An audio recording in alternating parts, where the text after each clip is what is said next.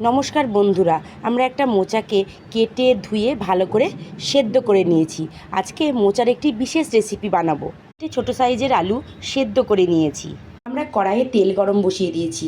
এবার এর মধ্যে কাঁচা লঙ্কা কুচিগুলোকে দিয়ে ভালো করে নেড়েছে। লঙ্কাগুলো ভালো করে ভাজা হয়ে গেলে এর মধ্যে গ্রেট করা আদাগুলোকে আমরা দিয়ে এটাকেও ভালো করে এরপর একে একে জিরের গুঁড়ো, হলুদ এবং লবণ এর মধ্যে যোগ করে দেব।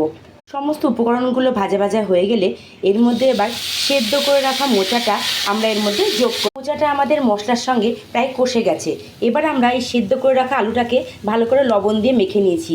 এবার এটা এর সাথে মিশিয়ে নেব। আমরা গোটা জিরে এবং ধনে ভালো করে ভেজে এইভাবে পিষে নিয়েছি। সেটা ধনে জিরে গুঁড়ো দেওয়ার পরে এর মধ্যে আমরা গরম মশলা গুঁড়ো দিয়ে দেব। তারপরে সবশেষে আমরা সামান্য চিনি দিয়ে আমরা আমাদের পুরটাকে রেডি করে নেব। আপনাদেরকে এবার বলেই দিই, আজকে আমরা মোচার চপ বানাবো। আমাদের পুরটা সম্পূর্ণরূপে রেডি হয়ে গেছে। এবার আমরা চপটা ভেজে নেব। আমরা 2 কাপ মতো বেসন এবং নুন, হলুদ, আদা, জিরে বাটা এবং সামান্য খাবার সোডা দিয়ে এরকম একটা ব্যাটার তৈরি করে নিয়েছি। পুরটাকে ঠিক এরকম চ্যাপটা চ্যাপটা চপের আকারে গড়ে নিয়েছি।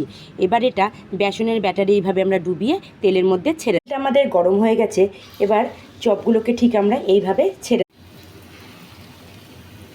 চপগুলোকে এইভাবে আমরা সব একে একে কড়াইয়ের মধ্যে ছেড়ে দিই। চপগুলো এইভাবে লাল লাল করে আমরা ভেজে নেব। মোচা হচ্ছে আয়রনের উৎস।